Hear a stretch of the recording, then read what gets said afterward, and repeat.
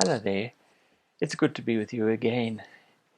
Even though this time of lockdown enforces time away from outside friends, I hope you are maintaining contact, be it by telephone or online video calls to others, particularly perhaps with family members who are in distant places, away from home or alone. I'm sure they would value that call from you. In our daily grind, few couples realize that with a little thought and a little intention, we can consciously cultivate a set of specific habits known to work wonders. In this series of short talks to couples who are in lockdown together, I'm looking at small things we can do each day to enhance this most important of relationships so that the new normal may have renewed our commitment to one another, enhanced our communication skills, and hopefully helped to argue through different opinions.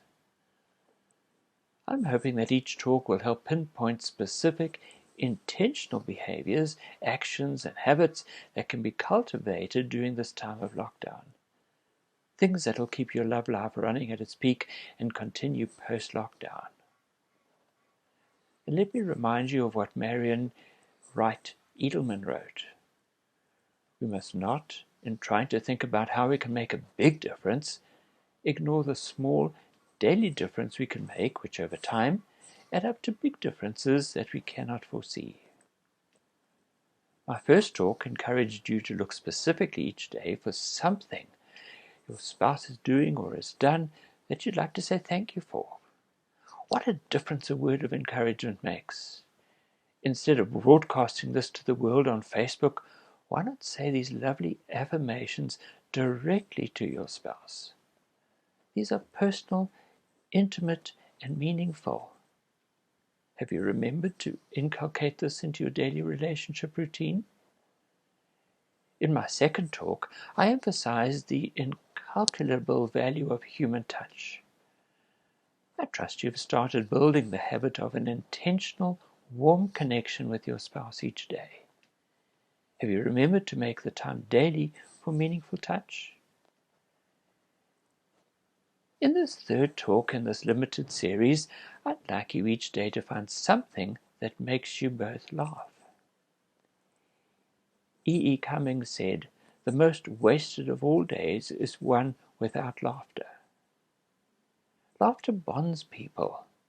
Laughter is the shortest distance between two people, especially in marriage. One never knows what's funny to others, but wherever you are on the continuum of humor, one thing is certain: laughter on a daily basis is a healthy habit all loving couples enjoy.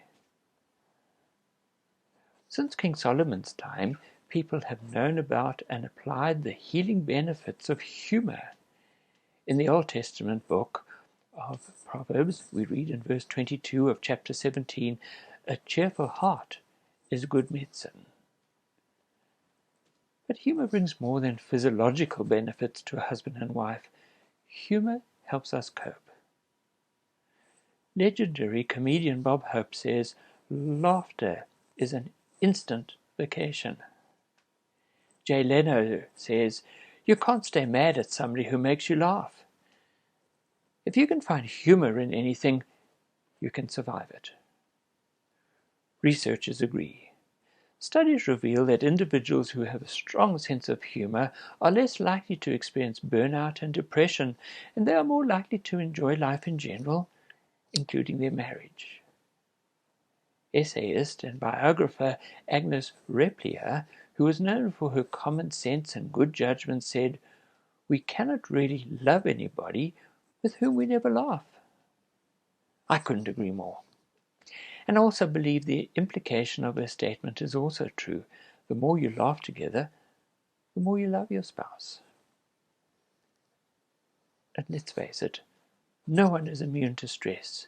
We all feel probably that we are coming unglued during this time of lockdown.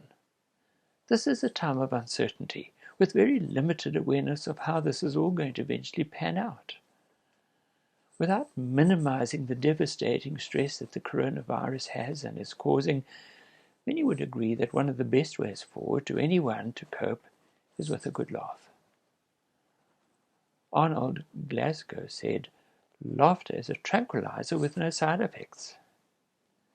The point is that even when you've had a tough day, or should I say, especially when you're having a tough day, you need to laugh. It'll help wash away the stress and keep the two of you together when you're coming unglued. So help each other to find something funny, even when it's not easy. Study your spouse's funny bone. Find something each day to ensure that you both have a good laugh. You could maybe look up old classic sitcoms such as the American Bob Newhart Show or the British Fawlty Towers or candid camera type of videos. Through laughter, muscles release tension and neurochemicals are released into the bloodstream, creating the same feeling that long-distance runners experience as runner's high. To paraphrase Henry Ward Beecher, a marriage without a sense of humor is like a wagon without springs. It is jolted by every pebble in the road. Wherever your spouse's funny bone is located, find it and use it at least once a day. Lighten up. Learning to laugh a little more just may save your marriage, particularly during the tensions of this time. Make sure that this becomes one of the little habits that you cultivate now and continue with post-lockdown. Until next time, let me remind you to each day look for and express a word of thanks or encouragement to your spouse. Make time for at least a 1 to 2 minute meaningful touch with your spouse. Find something funny to share and laugh with your spouse. Look after your relationship. Keep sane and safe, and bye for now.